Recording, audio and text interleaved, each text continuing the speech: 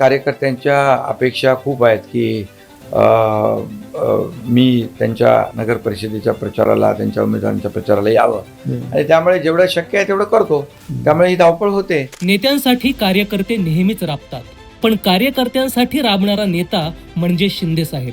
इतर नेते आपल्या कार्यकर्त्यांना वाऱ्यावर सोडून थंड एसीत घरी बसले असताना शिंदे साहेब मात्र स्वतःच्या लाडक्या शिलेदारांना जिंकून देण्यासाठी मैदानात उतरले.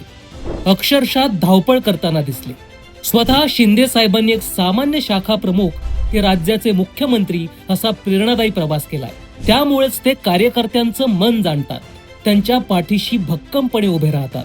लोकांच्या दृष्टीने ही निवडणूक कदाचित छोटी असेल, पण शिवसेनेच्या प्रत्येक निष्ठावान कार्यकर्त्यासाठी ही अत्यंत महत्वाची निवडणूक आहे.